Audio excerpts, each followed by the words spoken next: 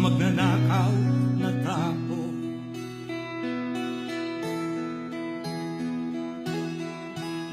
Madilim na kahapon,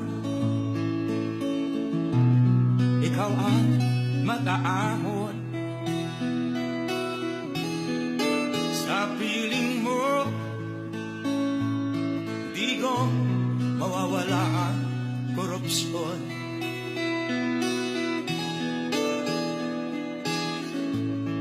Tayo na, Pilipinas, tayo na magbago.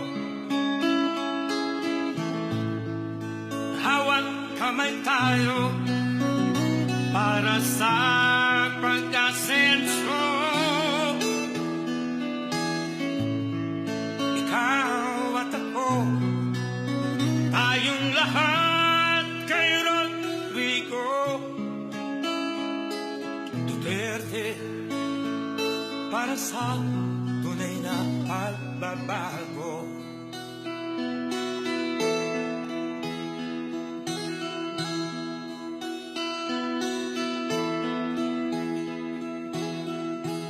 Masdan mo ang paligid, alam ang mga krimen, rape, droga at mga... Ladies and gentlemen, the President of the Republic of the Philippines, Rodrigo Roa Duterte. Tayo na, Pilipinas, tayo na magbago. Hawak kamay tayo para sa pag-asenso. Ikaw at ako, tayong lahat Rodrigo Duterte, para sa tunay na pagbabago. Why am I here? I am here because I love my country and I love the people of the Philippines. Ikaw at ako, tayong lahat kay Rodrigo Duterte, para sa tunay na pagbabago.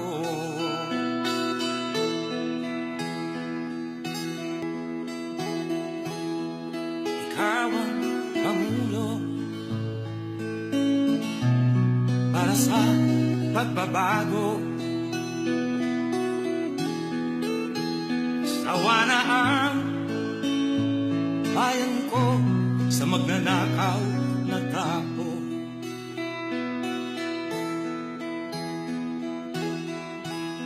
Madilim na kahapon, ikaw ang mataahon. Sa piling mo,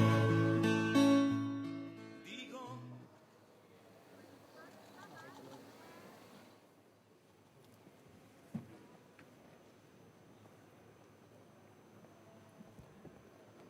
On the part of the Senate, the joint session is called to order. On the part of the House of Representatives, the joint session is called to order. Please rise for the singing of the Philippine National Anthem to be led by the Tagum City Chamber Chorale.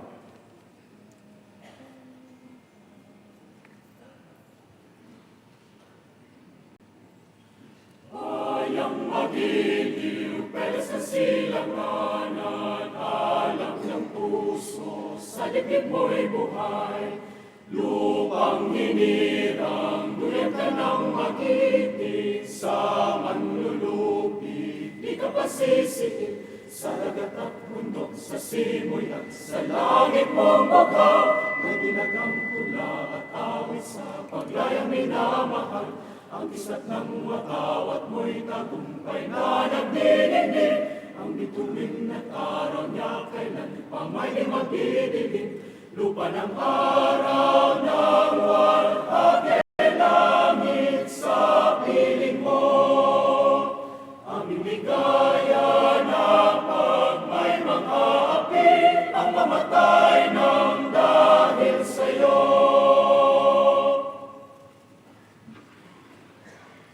Please remain standing for the nation's prayer to be led by Ms. Lovinia Mia L. Sugitan.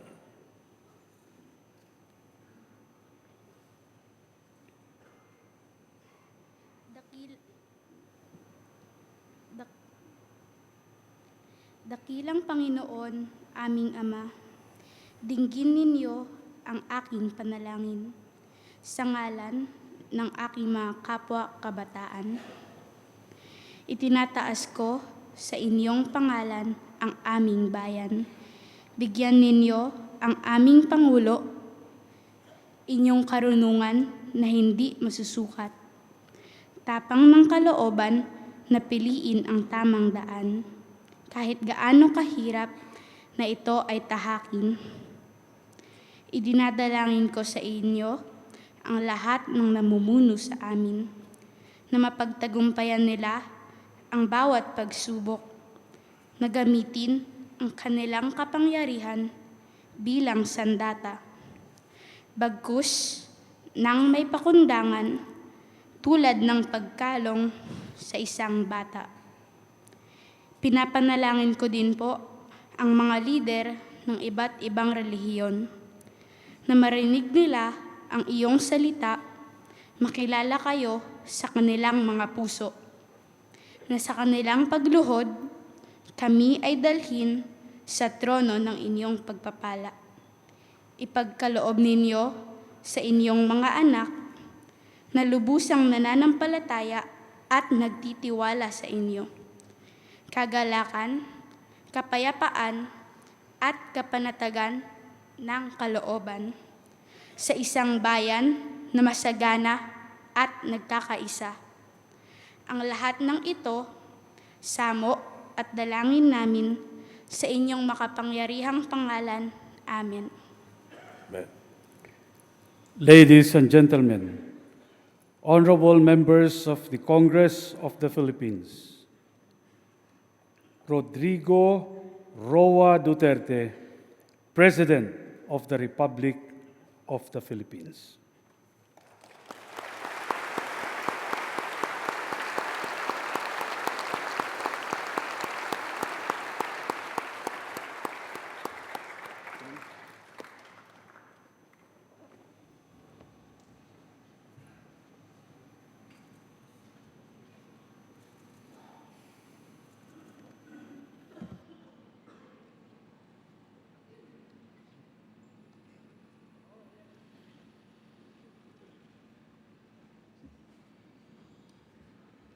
Kindly.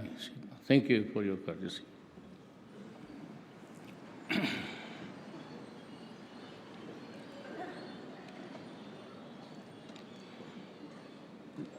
Senate President Vicente Soto III, the members of the Senate, House Speaker Pantaleon Alvarez, and the members of the House of Representatives, Vice President Maria Leonor Robredo, former Presidents Fidel V. Ramos, Joseph Hercito Estrada, and Gloria Macapagal Arroyo, His Excellency Gabriel Cacha, and the esteemed members of the Diplomatic Corps, Secretary Salvador Medaldia, and the members of the Cabinet, Acting Chief Justice Antonio Carpio, and the Justices of the Supreme Court, my fellow workers in government, mga kababayan.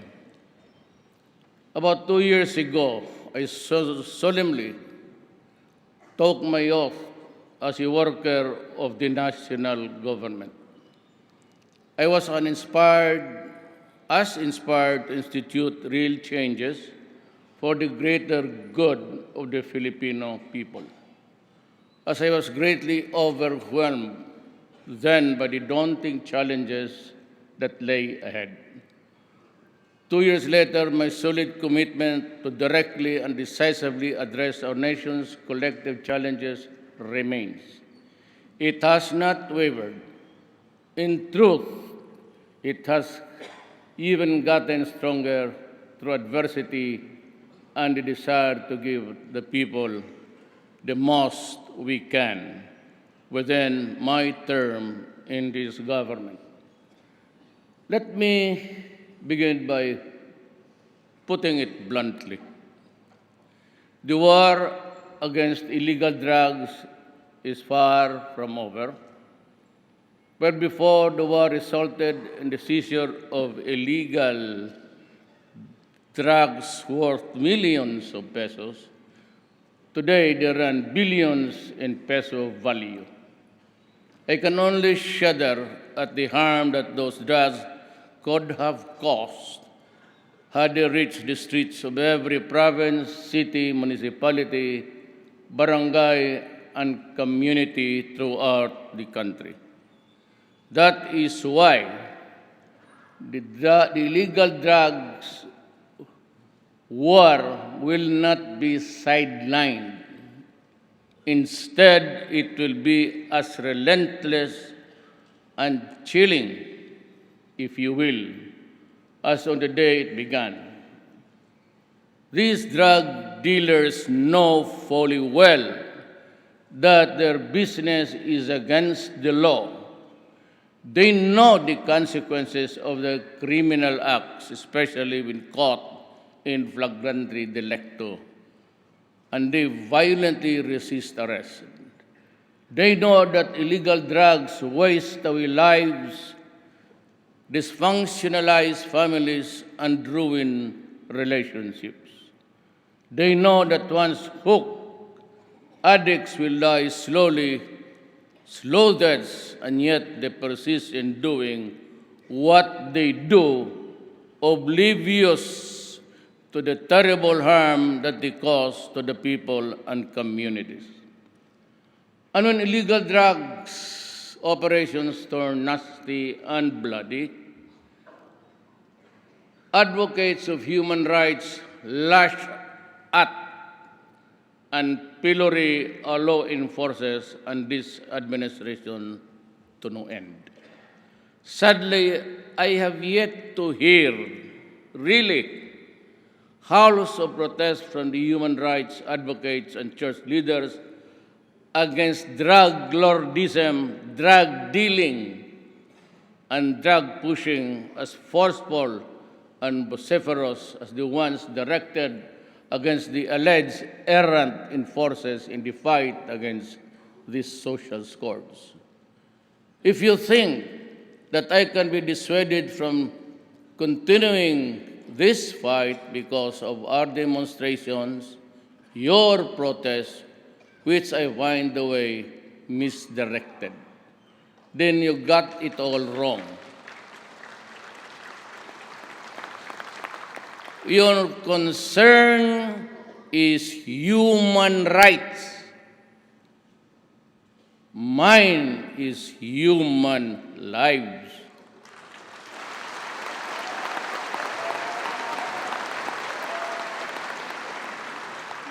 The lives of our youth are being wasted and families are destroyed, and all because of the chemical called shabu, cocaine, cannabis, and heroin.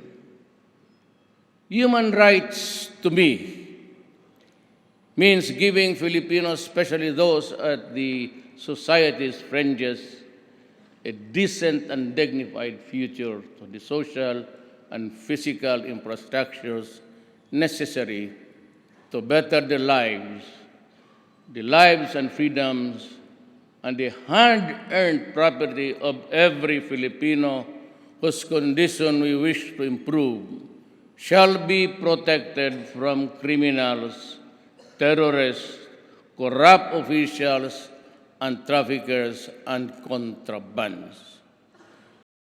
Worry and the future. I worry about the future because I know what crimes can do to the youth of this country if not stopped. Crimes can make human cesspools of succeeding generation. I will not allow it to happen, not during my term. Time and again, I have stressed that corruption must stop. Corruption is like a leech that it bleeds the government of funds, program, infrastructure, and social development projects. It saps the morale of dedicated and honest government workers, and corruption destroys those who succumb to its temptation, and eventually it is the innocent who will suffer and bear its horrors. Make the easy kind of being imaginative and manipulative corrupts absolutely. Stolen wealth does not make the thief respectable. Neither will the trappings of wealth mask or cap the stink that thievery exudes. One day, justice will catch up with those who steal government funds. And when the day comes, it will be the public who will have its retribution. While we run after those who steal the people's money, we are also enhancing the government's delivery of frontline services. I thank Congress for the swift passage of the ease of doing business, which is significant. Fight against corruption and improving service of delivery. We need to sustain our momentum, and I hereby direct all government units, makinig sana kayo, and government agencies to faithfully implement this law and simplify the process. Hinihingi ko yan sa lahat na sa gobyerno under my control and supervision. Huwag ho kayong magkamali. I particularly call the attention of the agencies with the number of red tape-related reports from the public. Make your services truly customer-friendly. Our people deserve efficient, effective, and responsive government services. They deserve nothing less. Kayo lang ayaw eh. Gusto ng tao, kayong yung binabayaran, make your living from the pockets of the people, and you have a lousy and corrupt bureaucracy. I have friends and political supporters whom I appointed to public office and then dismissed or caused to resign. I need to mention their names or recount the circumstances surrounding the removal or resignation. Media has more than amply reported that. I value friendship. Make no mistake about it, but it has its limits. This is a lonely place I am hemmed in. Do not make it lonelier by forcing me to end our friendship because you gave me the reason to end it. It pains me to no end the loss of friendships, and that is why I appeal to you to help me in my cause so that our friendship will endure.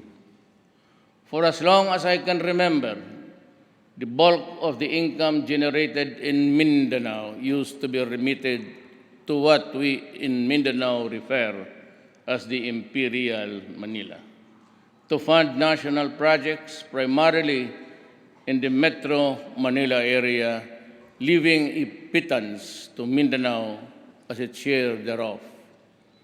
Mindanao was dubbed as the land of promise, and Mindanaoans say in derision that is so because what it got from government through the years were promises, promises, and more promises. We aim to rectify that derisive observation, and as a matter of fact, we are now in the process of fulfilling that promise through significant increases in the budget for Mindanao. At the end of my term, I hope to see the promise of Mindanao fulfilled. or at least at the very least, approaching fulfillment. Be that as it may, Mindanao pauses at the crossroads of history. One road leads to harmony and peace, the other to war and human suffering. Despite all that has been said or against the Bangsamoro Organic Law by all sectoral groups, I make this solemn commitment that this administration will never deny our Muslim brothers and sisters the basic legal tools to chart their own destiny within the constitutional framework of our country. When the approved version is transmitted and received by my office, the law has been passed, actually, and I intend to give me 48 hours to sign it and ratify the law.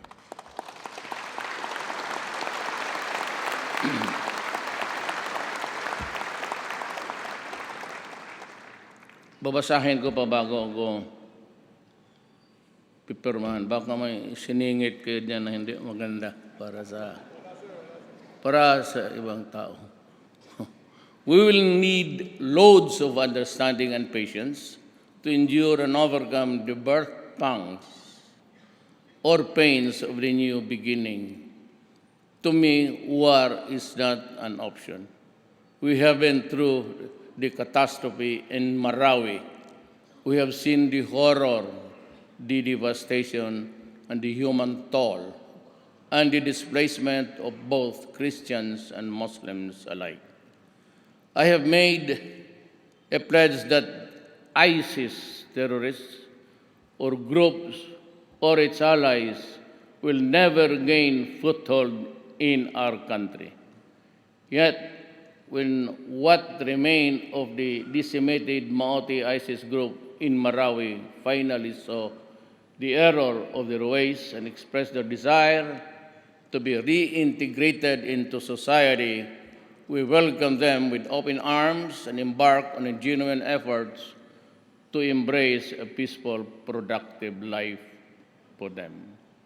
We owe it to our fallen soldiers and police officers in Marawi and elsewhere to put an end to the bloodshed and seek the path of true peace, a peace that will last beyond this lifetime and whose dividends our children will reap. On international relations, we shall continue to assert and pursue an independent foreign policy. Our long-term national development and national security goals come first. We shall continue to reach out to all nations regardless of their prevailing political persuasions or proximity to or distance from our shore, so long as this nation wish us well. Our stronger bonds with our ASEAN friends have made possible our trilateral border patrols with Indonesia and Malaysia, which has since then put out of business sea pirates, piracy, and other terrorists who used to infest our shared seas. This is a testament to the readiness of our country and our good neighbors to make regional peace and security our shared responsibility. We have successfully hosted the 50th ASEAN anniversary and the 31st ASEAN Summit last November 2017. We have shown the world that we are capable when we work together. The ASEAN events showcased not only the world-renowned Filipino hospitality and organizational capabilities, but also our artistic talent. I would like to commend the National ASEAN Organizing Council, led by no less than my Executive Secretary, Salvador Medialdia. Our re-energized relations with China has also led to an unprecedented level of cooperation between our nations on the war against transitional crimes. Our shared intelligence led to the discovery and dismantling of the clandestine Shabu laboratories and the arrest of Chinese chemists with the Dragon organization called Wu Syndicate. Our improved relationship with China, however, does not mean that we will waver in our commitment to defend our interests in the West Philippine Sea. This is why we engage China through this bilateral and multilateral platform such as the ASEAN-China and the Philippines-China bilateral consultation mechanism. Opening lines of communication and amicably managing differences have led to positive development that include renewed access of Filipino fishermen to the areas in dispute in the Philippines, West Philippine Sea. Participation in the ASEAN-China dialogue has also resulted to the draft framework for the Code of Conduct in the South China Sea, which intends to resolve peaceful disputes by peaceful means. We admire our Filipino migrants. We admire our Filipino migrant workers for their selflessness and courage in enduring the hardships of living away from home to provide for their families. You epitomize the innate resilience of the nation. You have shown your willingness to toil and sacrifice day in and day out for the long-term good of your family, loved ones. You have also contributed greatly to the national economy, even as you help in small and big ways to the economies of our international partners. This is why we strongly condemn the deaths and abuses experienced by Filipino migrant workers in the hands of their foreign employers. I have said this before and I say it again. I am a worker of government, and it is my vow to make sure that your well-being remains our foremost foreign policy concern. It is for this reason that we are continuing to work with the host nations to ensure the welfare of our countrymen. I appeal to all host governments to help us as true and dependable partners in this endeavor. I have always believed that no matter how well-intentioned a leader is, no matter how well-conceived may be his mission, if he lacks the political will to do what needs to be done, they can only end up a failure and a hopeless dreamer. As a worker of government, I promise to do whatever it would take to give all Filipinos a comfortable life, fighting powerful interests and making sacrifices. My obligation is to promote and uphold the greatest good for the greatest number.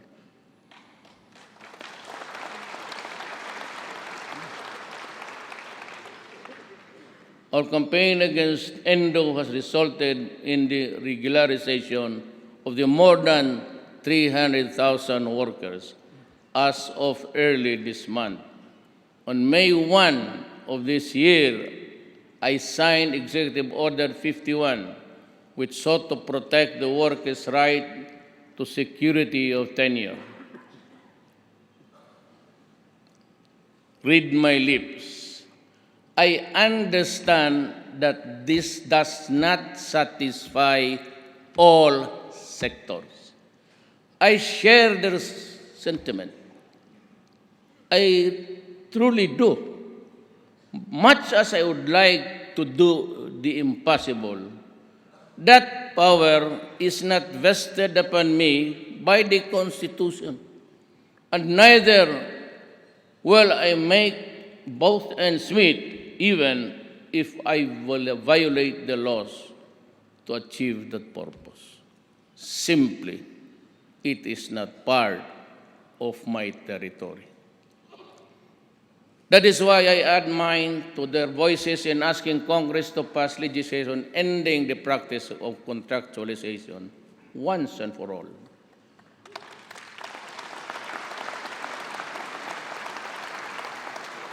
Our farmers, especially our coconut farmers, form a significant part of the basic sectors of society. It is from the toil of their hands that we put food on the table. It is my hope that we finally see this through.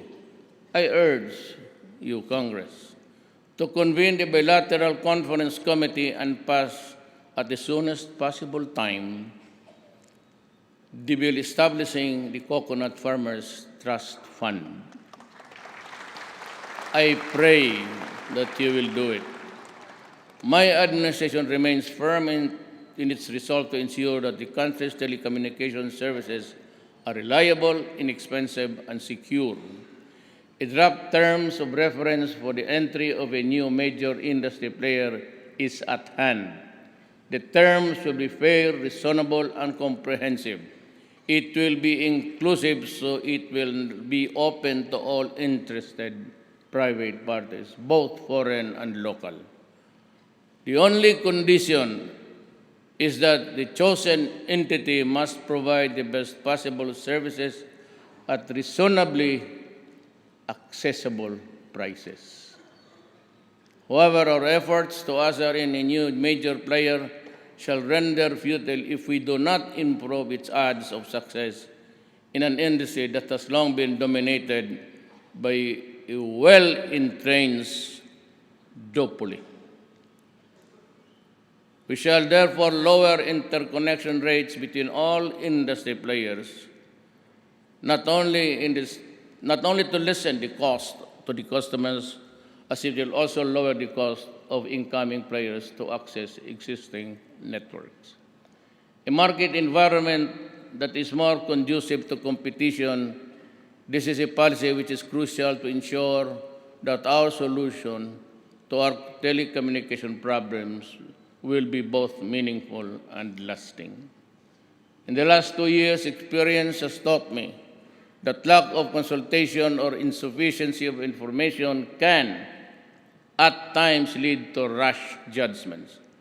Often when I am unsure of the most appropriate course of action to take given the problem, it's a factual menu, and the desired end, I never fail to consult to discuss options with persons whom I trust and whose advice I value. When I decided to establish malasakit centers in Cebu, Tacloban, and Iloilo, my longtime aide, Bongo, and his team became instrumental in arriving at the right decision through proper consultation. Deliberations with the proper agencies also made me decide to push for and eventually approve both the Tertiary Education Act and the increase in the salary of our men in uniform, our soldiers, and our policemen. Boracay Island, widely regarded as one of our country's treasures and admired worldwide for its natural beauty, has sadly become the representation of governance and government's negligence, including mine. I could not allow this decay to continue. Decisive action has long been overdue, recognizing that we are mere stewards of our natural resources, and I said, enough is enough. We intend to restore its environmental integrity alongside measures to alleviate those whose livelihood were momentarily affected. Environmental protection and ensuring the health of our people cannot be overemphasized. Thus, our actions in Boracay mark the beginning of a new national effort. This is just for the other tourist destinations needing urgent rehabilitation and enforcement of environmental and other laws shall soon follow. I urge local government units to proactively enforce our laws and not wait for us to swoop down on your areas just to do your duty and work.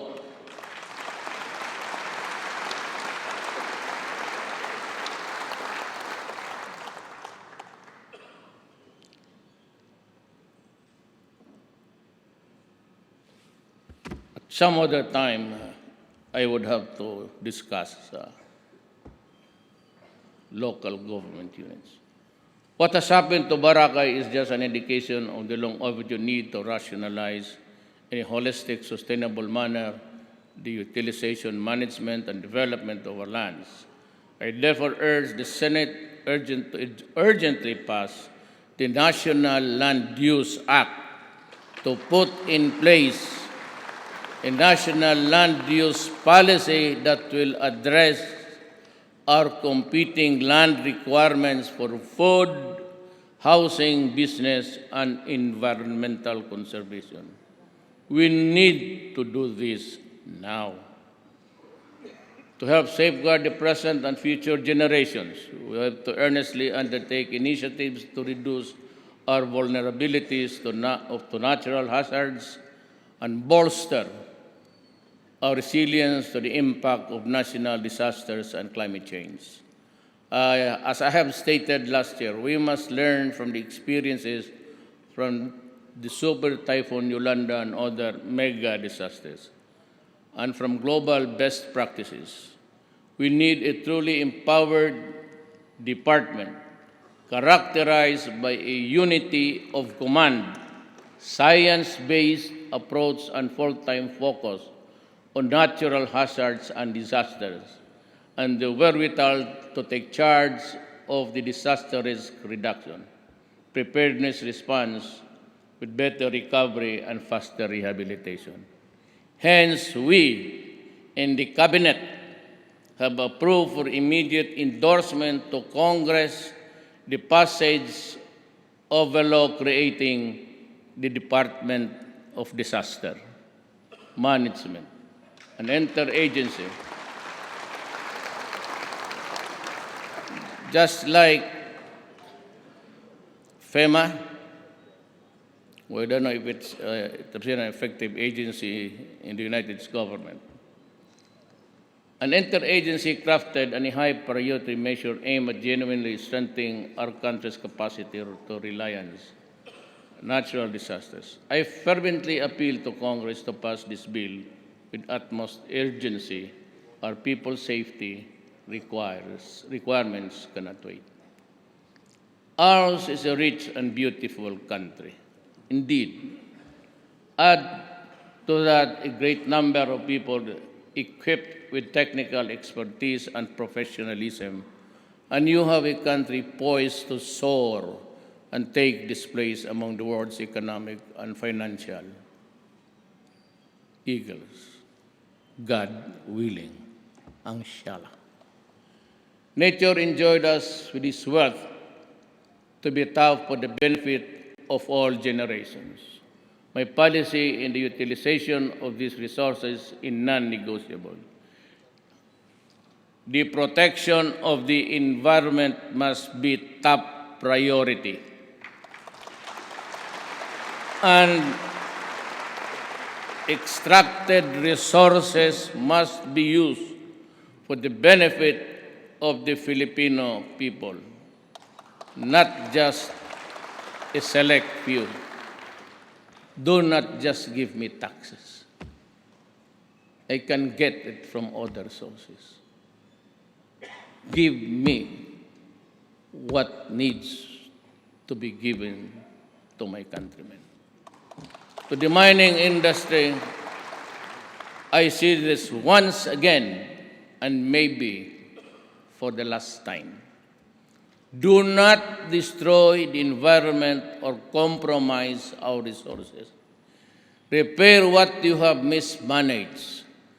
Try to change management radically because this time you will have restrictive policies, the prohibition of open pit mining is one. It is destroying my country. It is destroying the environment. It will destroy the world of tomorrow for our children. I again warn irresponsible miners along with their patrons to stop destroying our watersheds, recharge areas, forests, and aquatic resources.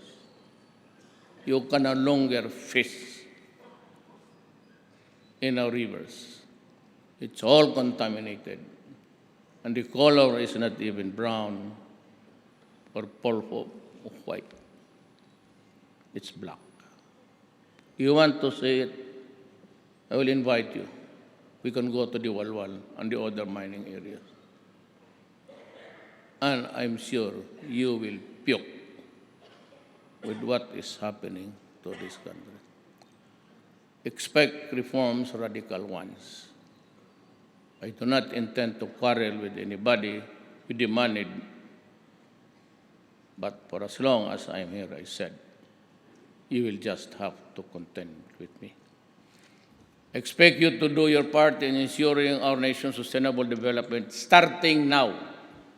Exhort all concerned agencies and local government units to uphold the concept of intergenerational responsibility in exploring and the utilization of our mineral wealth, protection and preservation of our biodiversity, anchored on the right to a balanced and healthy ecology.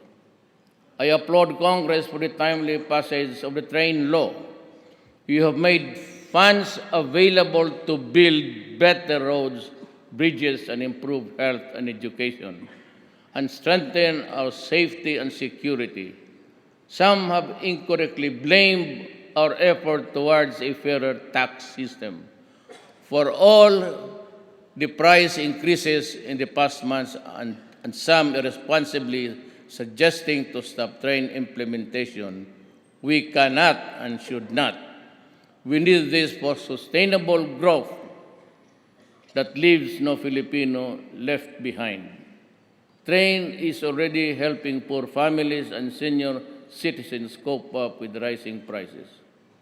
We have distributed unconditional cash transfer to 4 million people and will help 6 million more this year. Following the 1 peso discount per liter in gas stations, we have also started releasing fuel vouchers to public utility, jeeps, and other valid franchises. Further, we have fast-tracked the distribution of energy rice to provide affordable rice for all. Excuse me.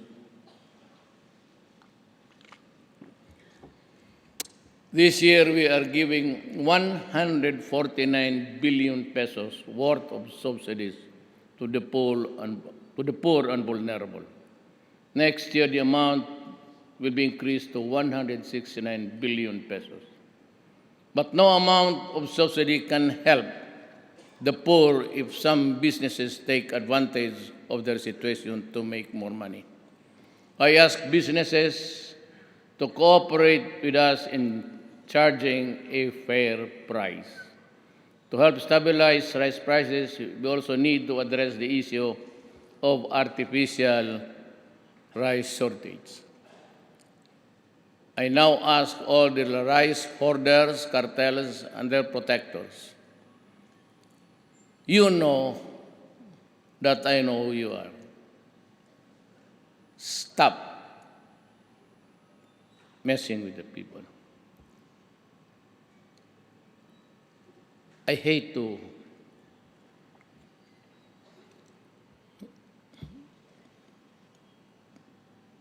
power sometimes is not a good thing, but I hope I would not have to use it against you. Consider yourselves warned, mend your ways now, or the full force of the state shall be brought to bear upon you. I am directing all intelligence agencies to unmask the perpetrators of this economic sabotage and our law enforcement agencies to bring them to justice. We are also working on long-term solutions on top of this agenda to lower the price of rice. We need to switch from the current quota system in importing rice to a tariff system where rice can be imported more freely. This will give us additional resources for our farmers, reduce the price of rice by up to 7 pesos per kilo and lower inflation significantly. I ask Congress to prioritize this crucial reform, which I have certified as urgent today. Alam mo, ako humingi talaga ng tulong. Business is really for profit. I understand that. But Philippines has always been a playground for, scoundrels and those who do it without really considering the plight of the others. It's all conscience. When I run for public office, I promise to do whatever it takes to give all Filipinos a comfortable life, even if it means fighting powerful interests. I am committed to a comprehensive tax reform, and I ask Congress to continue the job. Package 2 will be lower corporate income taxes, especially for our small businesses. Lower taxes mean they will have more money to invest and create more jobs. More than 99% of our businesses are micro, small, or medium enterprises and employ around 65% of our workers. The enactment of the package 2 is what stands between today and the millions of jobs in the near future. Congressman Coa, Gonzales, Abu, and Garin, and Botocabi, as well as the Swansing family, filed versions of Package 2 last March 2018. Salamat po.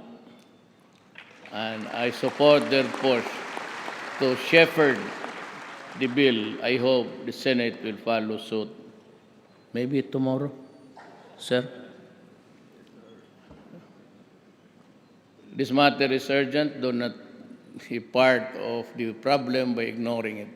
I hope to sign Package 2 before the year ends. I urge Congress to pass it in form that satisfies our goals and serves the interest of the many, not just the wealthy few.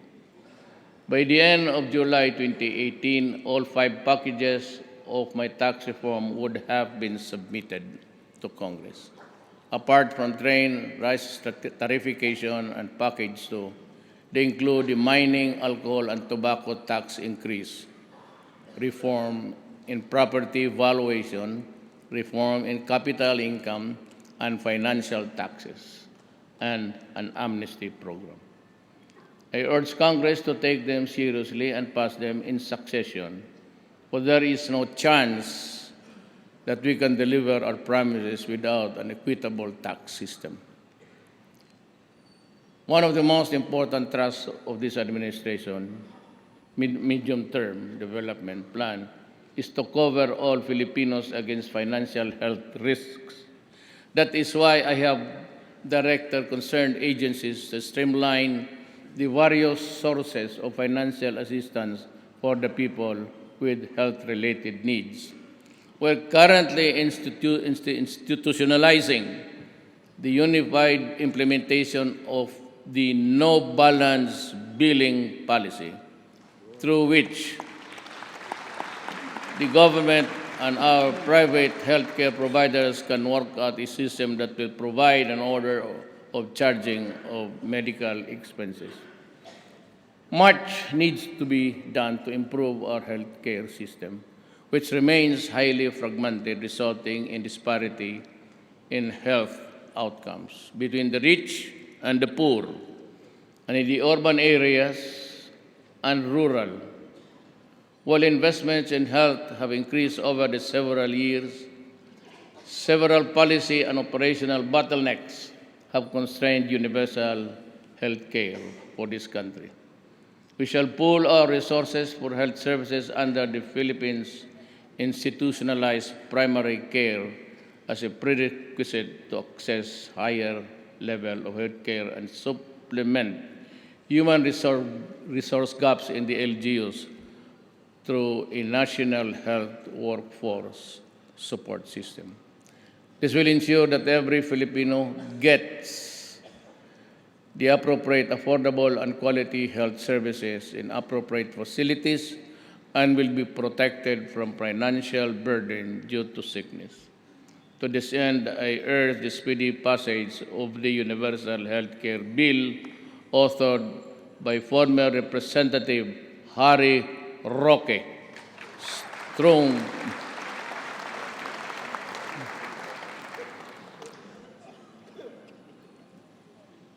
Strong political determination, not political ambition, is the guiding light. I have no illusions of occupying this office one day longer than what the Constitution under which I was elected permits, or under whatever Constitution there might be.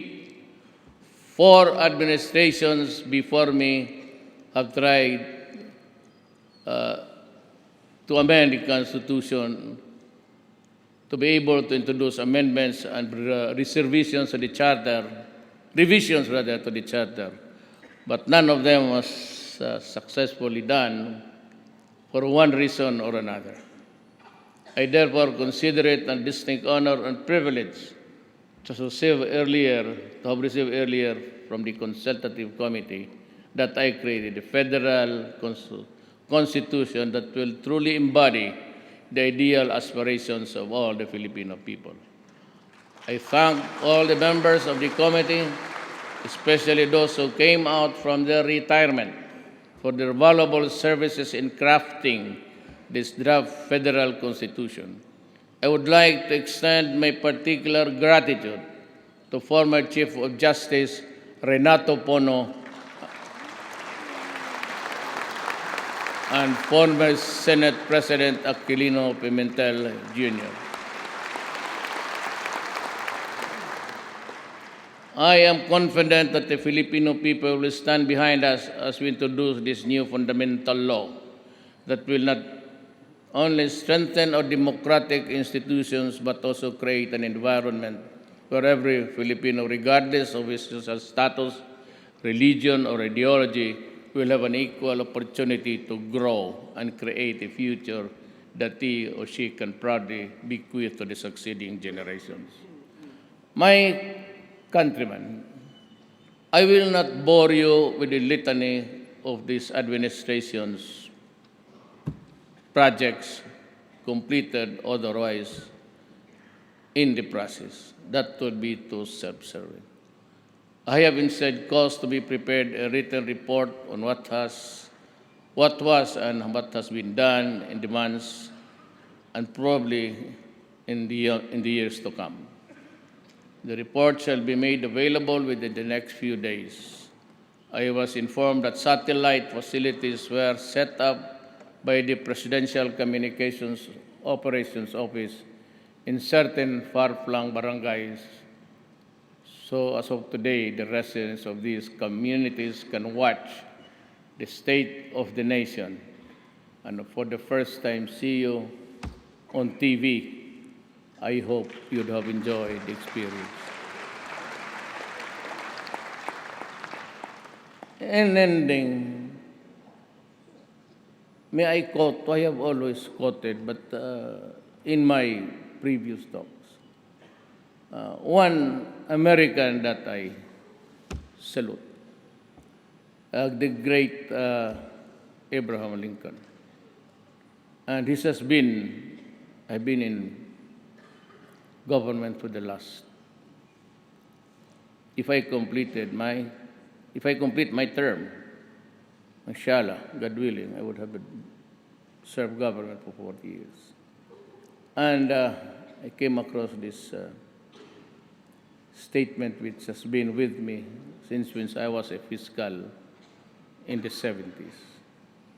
And he said, if I were to try to read, much less answer all attacks made on me, this shop, the presidency, might as well be closed for any other business. I do the very best I know how, the very best I can, and I mean to keep doing so until the end. If the end brings me out all right, what has been said against me won't amount to anything. But if the end brings me out wrong, 10 angels of God swearing that as I was right would make no difference. Dakang salamat kaninyong tanan.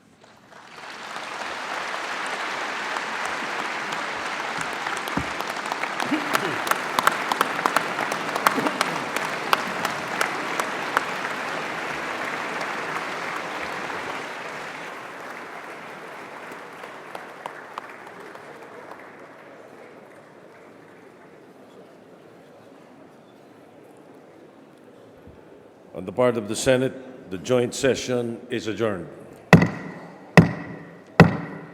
On the part of the House of Representatives, the joint session is adjourned.